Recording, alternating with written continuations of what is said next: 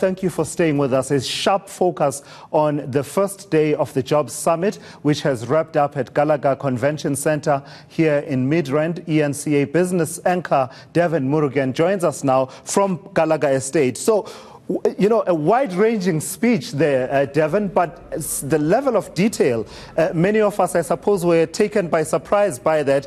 And I suppose all along we've been talking about Tuma Mina, send me, and today it seems the message was South Africa first. Yes, indeed, but he says not in an arrogant way. That's the President, Cyril Rampahosa. You're quite right. I mean, there were some initiatives mentioned here. I mean, we could go through a list of them, Tulis.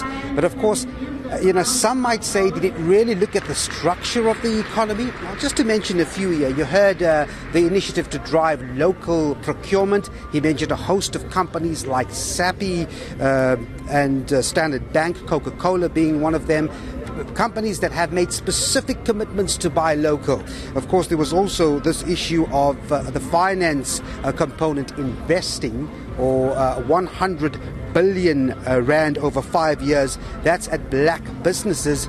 So there was something specific about that, which was also good, Tulis. Yeah, and we can go through some of them, Devin, because, you know, when you're hearing so much coming at you, you sort of need to take a step back and sort of look through what you've heard. Talk to me about this pledge to preserve existing jobs and create new ones. They didn't really use the language that people like Begin Chali from COSATU would have wanted to hear, the language of a moratorium on retrenchment. That's a compromise, isn't it? Yes, indeed. I mean, you must have heard Begin Chali speaking just before him, and I suppose that's exactly what you were alluding to. He used the term moratorium. He said that's what they demanded. I want to actually just break and shift attention here very quickly, Tulis, because Dr. Anne Bernstein from the Centre of Development and Enterprise joins me now. Anne, thanks very much indeed. First impressions, what did you think of the speech? Well, look, the first thing is getting South Africans together to talk is a good thing. And the President's really committed to that. And he's harking back to the experience of building the Constitution. I think what's really important is the missing ingredient of leadership. You have to push the social partners to go beyond where South Africa's been before. So that's the one thing. The second is this is the start of the process, and I think that's good, that this is the beginning of a process, and the President seems really committed to taking this process further on an ongoing basis. That's positive. I think some of the things we've heard before, buy local and things like that. This is not going to drive the economy and jobs in a very big way. And funds for small entrepreneurs or black business, these funds are there already. That's not the issue. South Africa's big issue is creating a much more hospitable environment for firms to create and expand and for exports. And I didn't hear very much at all about policy reform and doing things different. So South Africans will go out and buy differently, whether they're firms or individuals, if the price is right and the quality is right. And people go on and on about buying local in their imported suits, and I never quite understand the point of this. At the end of the day, he's hoping that if all the initiatives they're going to announce, and we didn't hear everything today, actually are implemented well, we could get an additional 275 jobs per annum, 75,000 jobs per annum. And of course, anything's better than where we are, but I don't think that's sufficient. I think the big issues are still not being grappled with in a bold and new way, with sufficient leadership has to take place in order to get the insiders, if you like, to move to include more and more people in our economy. And I want to talk about that, Anne, because just ahead of this conference or summit, you said that if those structural components of this economy is not fixed or changed or shifted, you're unlikely to see that sustained absorption that the economy can do to absorb labor. I mean, some of them include, for example, just making it easier and less costlier for business to employ the millions of people that are unskilled in South Africa into the economy. Anything there that you've seen that might convince you that's happening? Well, listening to the speech, I didn't hear that. I didn't hear anything that changes the structure of employment, encourages employers to employ more people. It's one thing to ask them to do it. It's another to be realistic about the kinds of choices companies that are struggling in the current economic environment have to take. So I didn't hear anything about policy change in that respect. I didn't hear anything about policy change with respect to our collective bargaining system or the labour market.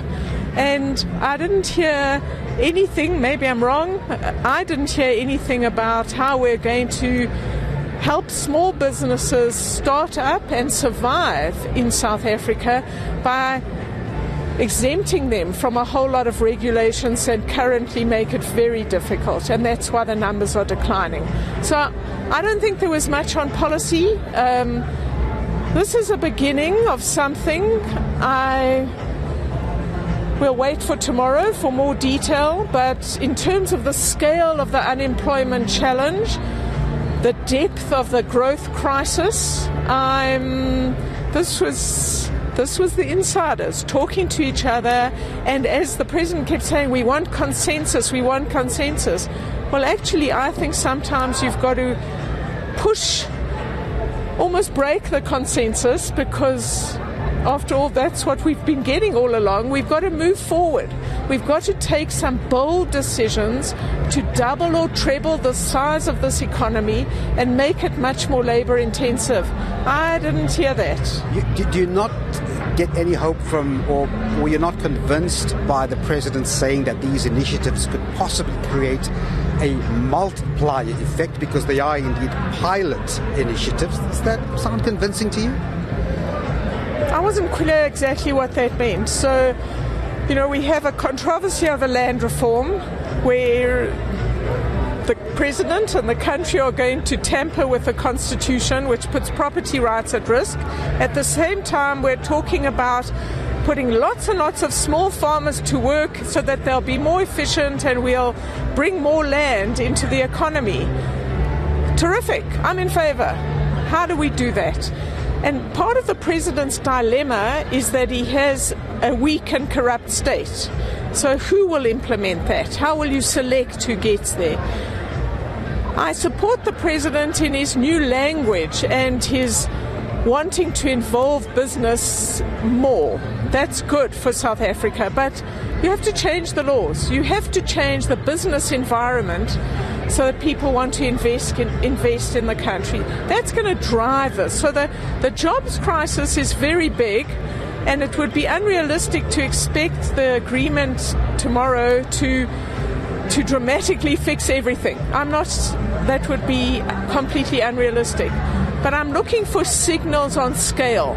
I'm looking for signals to firms to encourage them in the normal course of doing business, that we want them to expand, and we're going to make it easier for them to hire workers, especially inexperienced young workers. Not artificially, but as part of growing their business.